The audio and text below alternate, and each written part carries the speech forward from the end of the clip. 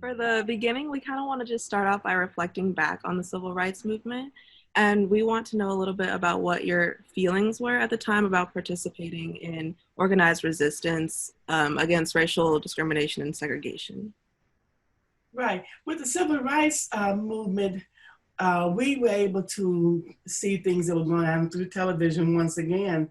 I did not participate in those early days of civil rights movement because I was a young mother, single mother, in school, trying to complete my degree and all. So I observed it from a distance, but like so many today, my heart was in it. so we kind of kept up with, and of course, later on I studied so much about it, but I didn't participate in any of the marches or any of the activities that were going on in those days. So I guess like thinking a little bit about like yourself or your family's involvement, how did that period kind of change your daily experiences, if it did at all for you? Well, the earliest days, it didn't change immediately because I was in Chicago, which had which pretended to be open to African Americans, and we know nowadays we know all of the changes that we went through. But at the same time, you knew that you were limited in where you could go, and you were limited in what you could do. You could get a job. Generally, you could get a job. You could get an education, but they were all the limitations that urban areas also had at that particular time. And we were aware of it, and we kind of many people here got very involved and actually went to the South. And then, of course, eventually Dr. King came here to Chicago and actually brought the whole question here, reminding us that it's not just a Southern problem, it's a nation problem, actually a global problem, really. Mm-hmm. It's definitely interesting because I think a lot of the times we look at, like, when we're looking at the civil rights movement, we only look like the North and the South, but we don't really look at the rest of the country. And so I think that's really amazing, like how you saw those disparities within Chicago and then also seeing Dr. King come in. So yeah, thank you. Mm-hmm. Yeah, and he came to Chicago. I didn't see him. I was living in a neighborhood. I was living in an area called Parkway Gardens, and my children would tell me that Dr. King was over there, and I thought they were making up stuff. But I learned later that his lawyer lived nearby, and so he was there. But to have known about his going to the Southwest Side and being in a march, and the people actually attacking him and actually about to hurt him, that brought a lot of sorrow to us because it was a reminder to us that those same people that were fighting the people in the South because they were marching were right here in Chicago and ready to do the same thing because they didn't want us to integrate their neighborhoods and all that stuff that went on. It was just really a reality. I'm just really interested in like that moment of like maybe Dr. King coming, because I live in Philadelphia. So I don't know if you saw, like, we had a lot of riots recently, and there was like a huge moment where there were a lot of like alt-right people and like neo-Nazis, white supremacists coming out and sort of like having anti-protests to the marches that we were having for Black Lives Matter. So yeah, it's just really interesting to see like how it felt back then to have like someone like Dr. King come.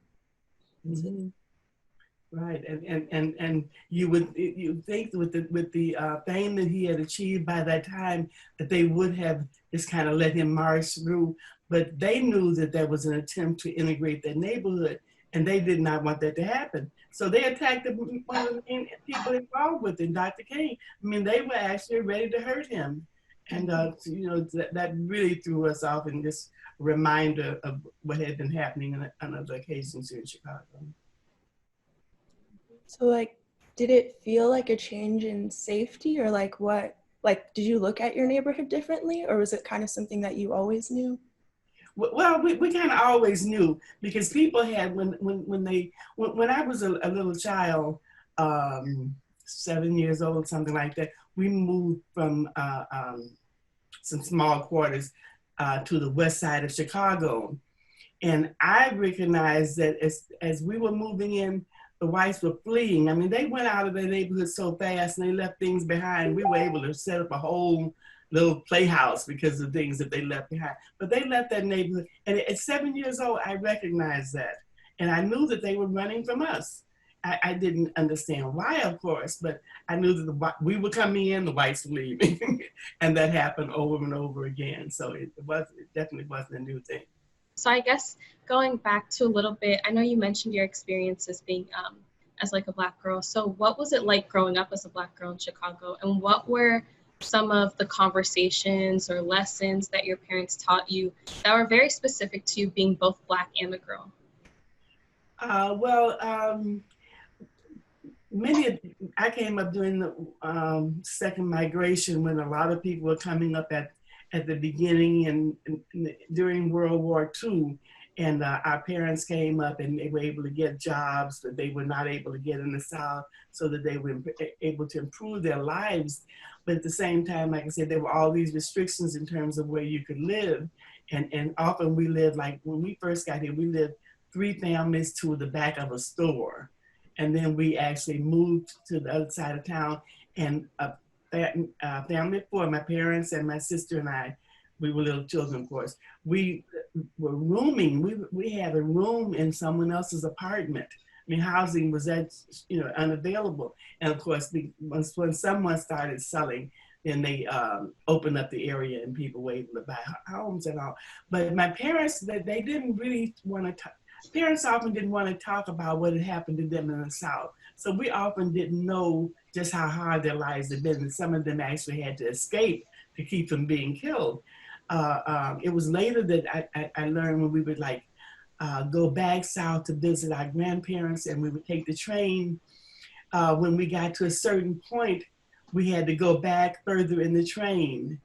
And we were kids. And we couldn't eat with other people. We had to carry our own food because we weren't allowed to eat in the dining car. All those little things you kind of recognize, but your parents didn't really want to talk about it too much because I assume it just hurt. It was too hurtful to them, and they thought that they had brought us a better life, and so they often didn't talk about how bad it was. Being a girl,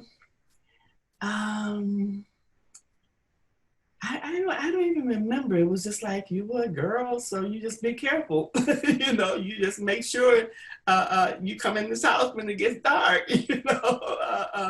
Stay away from them boys. All those kind of things that we used to have to be. They would instruct us to be careful of because it was a risk. Life was a risk for us girls. But they never put any limitations out there.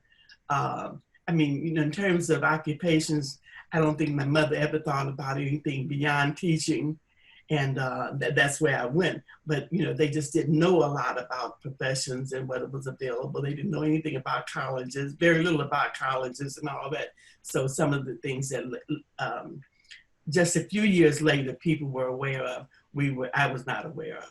It's so interesting, how those that intersects. For me as a Black woman, the exact same conversations with my mom, make sure you come home before a certain time, or exact same thing.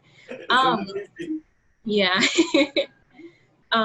Yeah, but was there any intersection between the two? Did you ever have a specific, were there any conversations or lessons that were very specific where it wasn't both either being Black or a girl, but if you were just a Black girl? And was there anything different about that, or? Well, it wasn't as much. You knew that there was a difference between you and a white person or even a white girl. But at the same time, we had all these little differentiations between us. You were a Black girl and you wanted to have long hair, even if you weren't light-skinned, because long hair made you a little prettier. All those little variations that still led up to white as the ideal. But we had all our variations within our own culture. And, it got to be kind of silly because we would children would often call one another names based on what they had heard parents say. And of course the parents, wouldn't allow us to talk about it around them, but children would imitate what they had heard their parents or other adults say. And we had all those variations within our culture. to either promote ourselves or to put other people down. That was one of the biggest problems we had. It's just so interesting. Like a lot of these themes, they just still ring true. Like either like we motivate ourselves or it's not that. Yeah, it's amazing. It's just amazing to see this same thing over and over again. And I'm always saying that, you know, the life does not go around in circles. It goes around in spirals. And so each time it comes up a tiny bit higher than it was last time. that's my interpretation.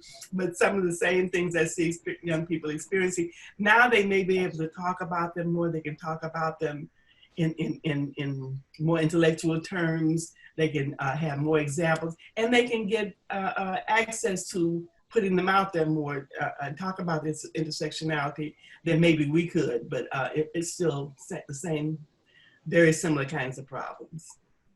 I was thinking about the question you were asking, because I feel like now it's normal for like my parents sat my brother down and had a talk with him about like police and being safe. And at first it started like, when we go into the store, like you don't bring in anything that might make it look like you stole, like you only touch what's in the store and don't touch anything you don't, you know, it was like little things, but there's a point where they had to have a talk.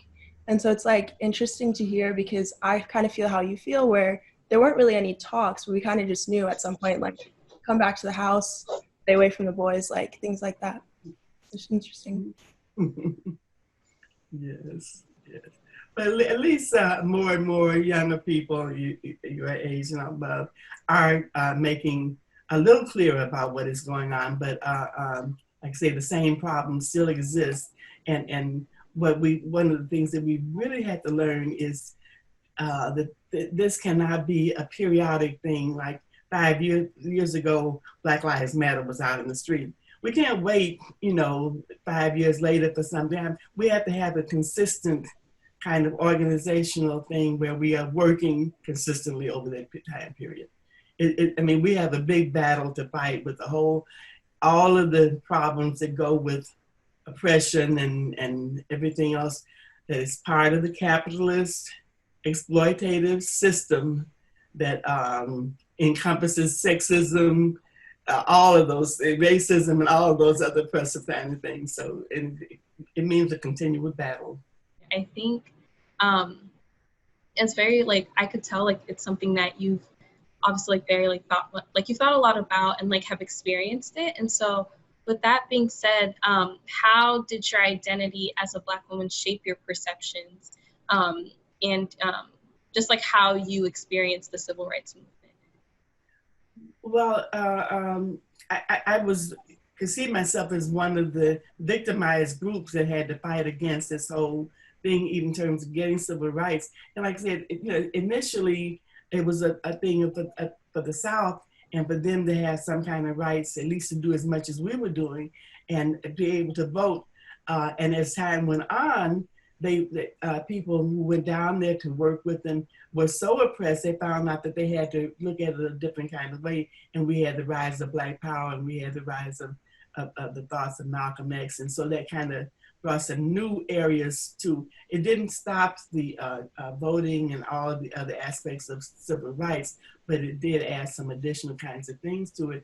And being a young person, we always want the newest things, the most active kinds of things. So many of us were attracted toward the Black Power movement, toward the Malcolm X and those kinds of things. But it never stopped the civil rights and those kinds of legal things that needed to happen. Because we saw, I went to see Emmett Till at his body viewing. And so that was a reminder of what they could do, people could do to you and get by with it. So we always had those constant reminders as we came along. And it remained a continual battle. It's definitely a continuous battle. And I think it's so interesting the part where you mentioned the Black Power movement, because I think a lot of the times in history, it's very much erased, or not erased, but I guess it's not as legitimized as the civil rights movement as a whole. And so I thought that was just very interesting and also very powerful that you were able to like be like, I support this movement, but it doesn't take away from the bigger picture. Right.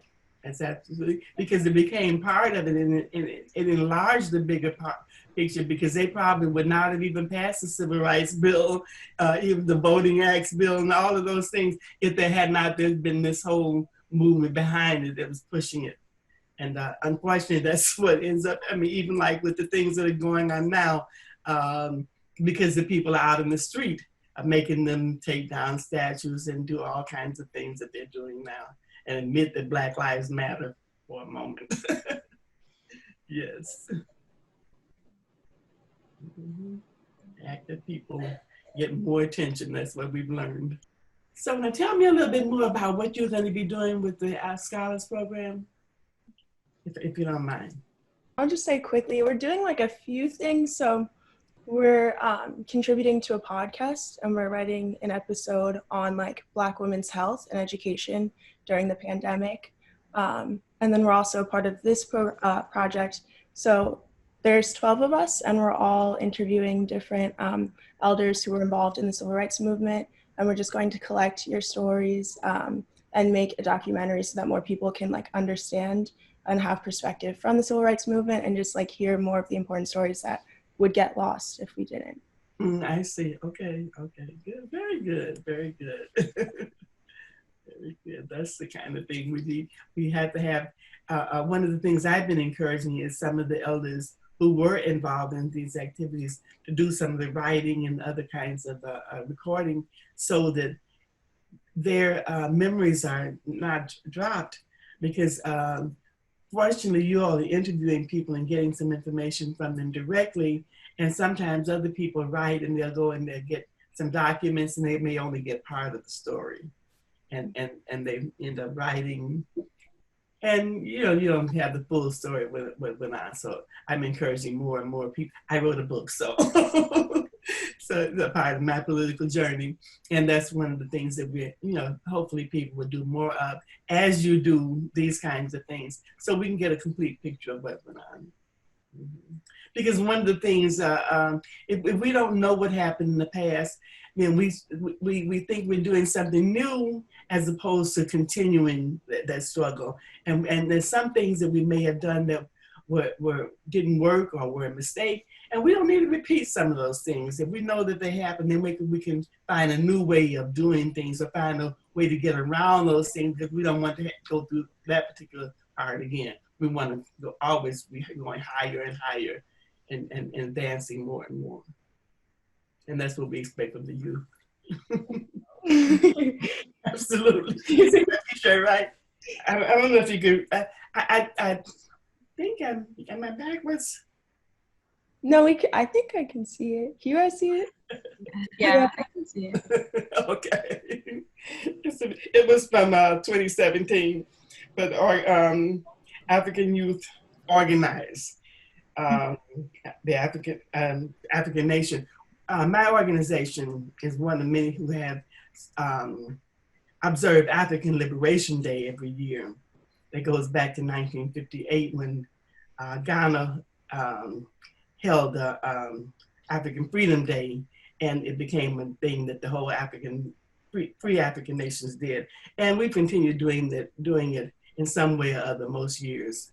And here in the Midwest region, we had been doing it, and this is one of the t-shirts that we had in 2017. This year, of course, and they were always physical. They would come to Chicago or to some other city. And this year, of course, we had virtual ones, and they just went wonderful. So we had South Africa, we had other parts of Africa, all in Trinidad, all speaking into programs, letting know what was going on in the different parts of the world. So, and we had the elders and the youth involved, so it was really wonderful. This virtual stuff works well. So it gets a chance to remind people of how creative we are. Mm-hmm. And just because they stop us in one way, that doesn't mean they stop us completely. We find another way to get it done. Yeah. Just to bring it back to the civil rights movement for a moment in our questions, Sure. Someone in our group noticed that a lot of the pictures from the civil rights movement are depicted in black and white, almost exclusively. And she was talking about how that makes the movement feel really distant rather than just 2 generations ago. Okay. Yeah, we were just wondering like what your thoughts were on the consequences of the civil rights movement feeling like it was much longer than just 2 generations ago. I hadn't thought about that because I was part of that generation. Of course, we know that that was out, more about um, technology than anything else because that's what was available. And of course, we kind of learned the black and white photos last longer than color ones do. So we had that period where we had the black and white photography, and then we got Kodak color. For Kodak color, we found out faded, and then they had Kodachrome, so it was even better. And of course, now you have all this technology where everything's in color. But it's more of a, it's unfortunate I hadn't thought about the fact that younger people would see that as distant because of the black and white. That never occurred to me. And I guess it's partly because of my little interest in photography and other people who I knew who are professional photographers, that the black and white photos are some of the best. But I had never thought about the time thing that young people see. That's understandable. And the reality is that we're talking about 1957 or the 50s.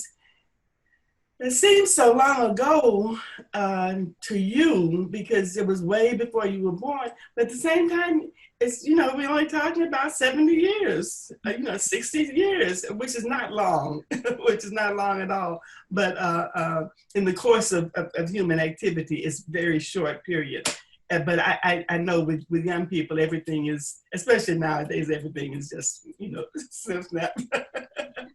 But we have to always find some kind of way in using your ingenuity to show them the continuity between the two technologies. That this is then and this is now, and they look just alike almost. This one is in color and the other's in black and white. And I know you all can find creative ways to do that. So that's interesting. Yeah. Yeah.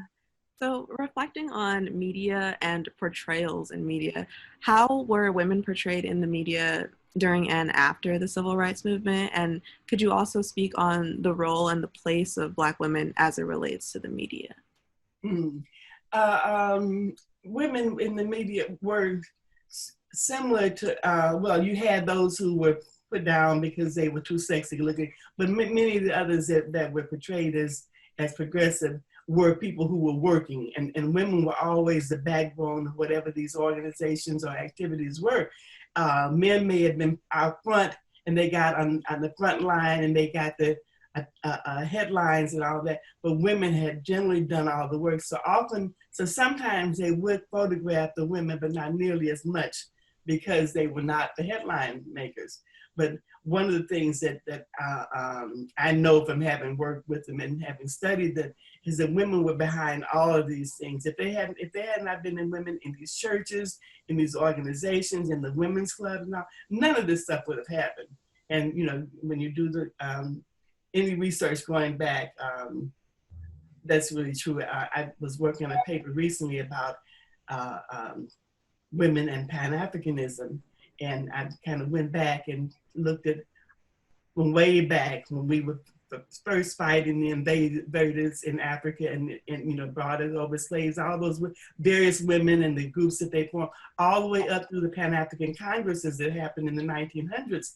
Women were at the background of it. And one year in 1920, I think it was, or 21, they attempted to have a Pan-African Congress in New York. And the men were just hardly not even there. The women had to do it all, but men got the headlines. And that's, of course, what happens over and over again. And that's the way the media is, because it represents the patriarchal system of everything.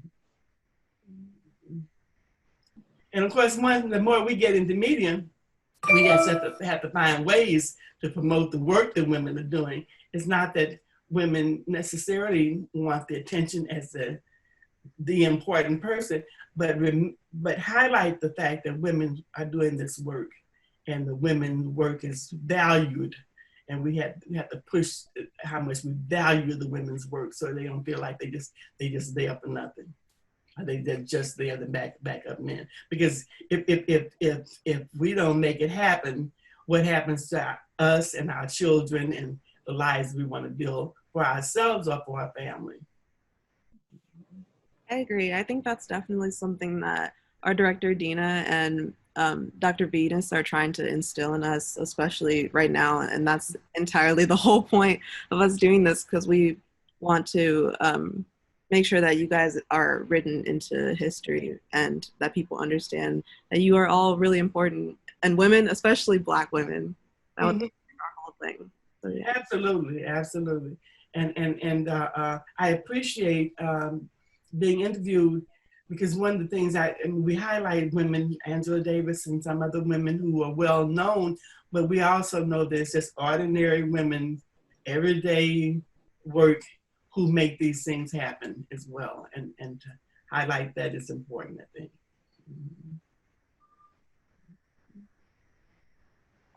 So could you please describe for us any similarities and differences between the civil rights movement and current movements like Black Lives Matter and AAPF Say Her Name? Mm-hmm. I mean, there are a lot of similarities that need to be worked on from my point of view. There was a lot, back during the civil rights movement, there was a lot of political effort and not enough organization. It takes people belonging to organization, having assignments within the organization, specific things that they're going to do, specific ideology that they have, and what they promote, what it is they're promoting. It can't be just about us getting free, because we have to decide, what does that mean for us to say that we're free? Does that mean that we can have the right to vote? Does that mean that we can live anywhere? Does that mean we can get, what does it actually mean? So one of the things during that time, Dr. King was a very great mobilizer. Kwame Ture, also known as Stokely Carmichael, used to often say he was great at at mobilizing people. He could get thousands of people out to hear him speak. But something like SNCC, the Student Nonviolent Coordinating Committee, would be there organizing and going into the little towns and getting the people into voting groups and showing them how to get into town and actually vote, and those kinds of activities. So one of the things that happening now is that too many people are kind of identifying with Black Lives Matter, but they're not in the Black Lives Matter organizations. I don't know that I know that what they are, but I'm sure that there must be some of them. And that's what we need to have happen much more, and have specific things that they are at. Are they after prison reform? Are they after just police brutality? I mean, what is it that they are working to have changed, or to overthrow, or to supplement, or whatever it is that their promotion is? That's a great, one of the biggest similarities I see with what's going on now and what was going on then. Are there any differences that are big to you that you see between then and now? Not really, not major difference, because now, especially this particular time, as opposed to say 5 years ago, the number of non-Blacks has increased. And that was present initially with the civil rights movement. I mean, when they had the education things in the South, groups of white people went down to join them and to help organize and those kinds of things. At the March on Washington, there were, many of them there. And so you got that similar kind of thing this time around with Black Lives Matter, especially after I was getting George Floyd killing. You have many non-Blacks involved in doing some of the activities. And that's definitely a similarity there. Now, whether they will stay is a question, just like a lot of them didn't stay during the civil rights movement. They felt like it was kind of moving against them, and they didn't stay when it moved toward more powerful Black people. So the question is now, will they stay? And that depends upon where Black Lives Matter goes. Mm-hmm. Yeah, we have a lot of discussions in our program about non-Black people being involved in. Oh, okay. um, but is there any advice that you would give to young Black women that are currently involved in resistance movements against racial discrimination? I would say tell them join an organization. Join an organization that's doing some work related to what you think, the direction you think it ought to be going. Like I say, I'm a Pan-Africanist, so I encourage people to join a Pan-Africanist organization, but that's not your thing. Find an organization that's working in the direction that you want to see going. Young people, I don't mean you specifically, I mean young women, to see what because otherwise you find yourself just diddle-daddling in and out, whatever, look, go down to this thing, and then next time, go do something else. But you have to have something specific you need to go. So I'm definitely pushing an organization with that kind of thing. And there are many organizations, and at some point I would want to have them all united, but I know that that's a long way off, but that's my desire. But in the meantime, it's just join an organization that expresses, seeks what you as individual women or your friends or associates would want to be in. Even start an organization, but without starting one, there are plenty of them out here. Mm-hmm. Mm-hmm. That's a really cool concept to think about, actually, like all the different organizations that are working for Black power and Black rights to work separately while also kind of being in communication with each other, and then eventually like getting to a point where they want to have like an overarching. That's really cool. yeah, that's one of the major things that I've been involved with. I've worked with. I worked for quite a while with Kwame Ture, also known as Stokely Carmichael, and his last days here in the U.S. before he went home to Africa and died, was pushing for a united front, and he was trying to get the NAACP to help him help push for the groups to have. They don't have to agree on everything, but there's certain things like we all agree right now about police brutality has got to end, and how we can make that end. We know that what police role, most of us know what police role is, but we know that at this point we can't really get totally rid of them. But it's some connection that we would have with something like police brutality. It could be a thing that we all worked on collectively. But the whole thing, that would be an ultimate thing. But people have to join an organization for the organizations to come together in a united force. Mm-hmm. So in your opinion, what is our generation's responsibility in continuing the fight for civil rights in the country? I think, well, it's not I mean, you all have to have the burden is on your generation, because my generation, I'll be 83 in about 3 weeks. My generation is mostly gone. I mean, we just lost two highlights, one in 96, C.T. Vivian, and then John Lewis at 80. And people are just going daily from that civil rights period. And so and many of them are older and work that they use. I don't get out and march in the street anymore.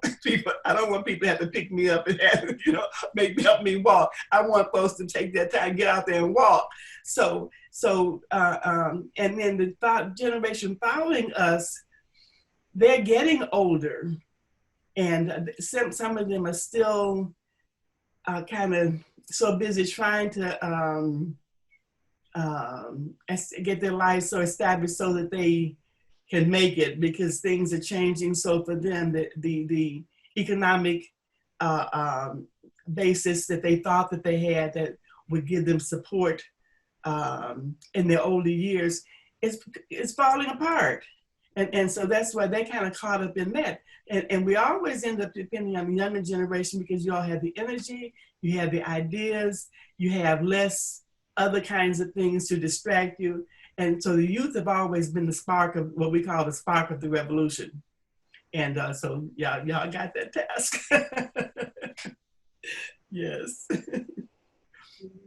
And you just be following, you've been following the previous ones, your mother, your parents, your grandparents, ones before them. It certainly won't be new for young people.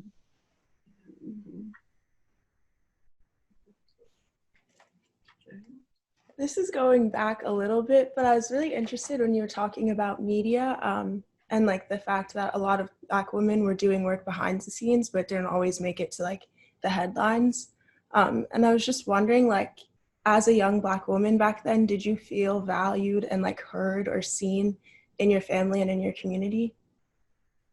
In my family, I was recognized as, in my community, I can't say that much. In my family, I was fortunate enough to be one of the first ones to go to college. And even though I became a single mother early on, I was a teacher, which in my family was a valued kind of profession. And in those early days, they valued teachers. I mean, people see you on the street, oh, you're a teacher, Unlike nowadays, nah, she's just a teacher. It's a whole different, things have changed. But so as a person, I feel valued. As a community member, much less, because like I said, women just, they were considered the workers. They knew it was necessary to have women, but men were always promoted to the front. And that's all that whole patriarchal system, we have not gotten very far away from it. Yeah, we've had more women out front, but not nearly to the degree of the amount of work that we do. Mm-hmm. And to me, it's not so important to highlight individual women, but to value the work that women do so that they feel that it's worthwhile than doing this work and that they're benefiting from the work that they're doing. That has to happen. And it's happening a little bit more, but I think that with new young people and you all having the voice that you have and the talents that you have, you can make it even more so. Mm-hmm. Mm-hmm. So do you feel like in those organizations where Black men and women are working together, even if we weren't getting the headlines, do you feel like women's issues were still making it to the front, or like they were being heard and acknowledged? That's one of the problems that we've continued to have, even in my organization, which has been pushing women's rights and having a women's wing to it for the longest. We're still battling that. We still, because society, patriarchy has such a strong hold on society, and it's been around for a long time, and it manifests in all aspects of the culture. And so it's just really difficult fighting it. So yeah, all the organizations still fight, even though they may women have fought and become sometimes the head of the organization, sometimes on the board or whatever the organization level is. Even like in media, we had all these women out here, I can't call their names right now, but they are all on MSNBC and so on. And so it's good to hear them. I remember when I only used to hear a couple of Black women out there. But at the same time, they still got a battle to be heard, to be considered, to be recognized. A man can come along and say the same thing. And she just said, 3 or 4 women just said, and all of a sudden, he becomes the one who said it. So we know that happens all the time. We just continue to fight it. Just continue to fight it. And women have to stand up and stay, be with each other and fight the whole thing together. Just like those women in Congress right now, what do they call them? They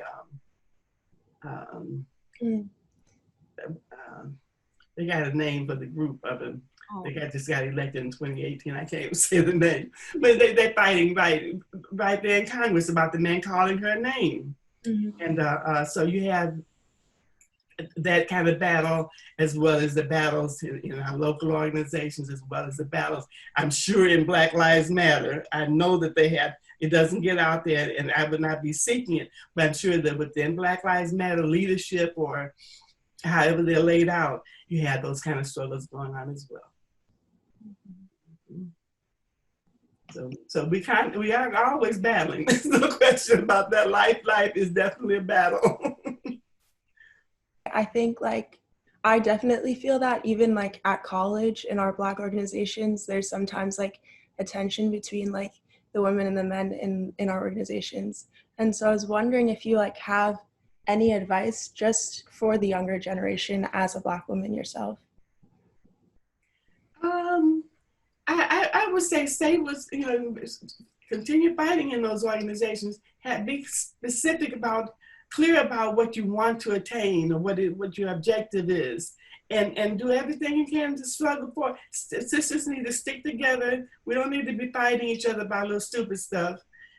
Just stick together and pursue the objective that you have set forth as your organization or your group or whatever it is, and keep after that. I mean, you don't have to, fighting the brothers is not our purpose. I mean, they get in our way, we have to push them aside, but we have to push our objective as forefront as opposed to fighting.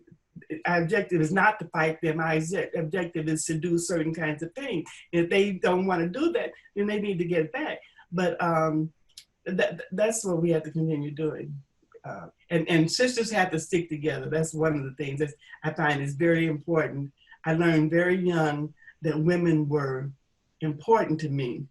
And my friends, my women friends, there was no need in me to fighting them because they looked a certain way, or they had more of this than I had, or they had more boyfriends than I had. None of that was important, because when I got down or I was in need, the sisters came to my aid. And so I've always valued women, and I hope that we will continue doing that. That's very important. Is there anything else like sisters sticking together that you fear or that you'd like to pass on to the younger generation that you fear might not be passed on if you weren't to say it or someone were to say it now? I think that, the ideas will be passed on even if we don't say it, but I think it's always valuable for women who've experienced it to say it, to reassure younger women that it's okay, that it can happen, that you can, make this take place despite the adversities that you may face, that, you're going in the right direction, you'll be okay. So, young women can do it this without us. Even if we all were taken away from it, you all would find a way to do it. But to have that acknowledgement that it can be done, that we have done it, I think is very important to know. Like I looked and saw recently when Toni Morrison died, and I went back and I saw something from her service, and I saw Angela Davis there speaking. I saw, I can't remember the other sister's name, she's a poet. I saw her there speaking. They were really good friends. But you think about it, Toni Morrison, some other people writing and can't, compete with her and all. But that's not what it's all about. It's about the friendship and the things that they were trying to promote. And they all did different kinds of things, but they had this friendship that they continue to go with. And that's what I think is important for us to recognize. Mm-hmm. That's all that we have for our questions, but is there anything else that you would like to add, or any questions that you think that we should have asked you that we didn't? I can't really think because, no, I can't think of anything else. No, I can't. I just look forward to it. I have such respect for Dr. Venus. We had, she worked with us with our organization for a short while, but she had so many things that she was doing that she couldn't necessarily continue to do that. But I know we had a Pan-African Women's Day program, and she was here for that. And we had such a wonderful time. I just love her work. I love what she's doing. I love her teaching. And she doesn't stay specifically with just one little area, but she kind of broadens it. And that's really good to see. And that's what we have to have. She's doing her writing, which I think is excellent. And we know, of course, writing is important, but with the newer generations, they don't always read like they should. So we use all whatever other media we have, and we utilize that to the best we can. So I'm glad to see you ladies doing this work. Thank you. Yeah, Dr. Venus is amazing. Yes. Yes. So I certainly appreciate her choosing me to be involved with you. I really appreciate that. Yes. So thank you for sharing everything that you did with us today. Appreciate it. Thank you so much. All right. Are you in Philadelphia now? Hmm? Oh, okay. This interaction is just amazing. Yeah. One of the things that I found is that we've been limited because we can't get together physically, but with Zoom and these other kinds of things, we have more meetings than we ever had. So you can't be, yeah, you can't say I'm not going to a meeting. Oh yes, you're going to some meetings. So you'll enjoy and keep doing your work, and good luck with everything. Thank you. And thank you again.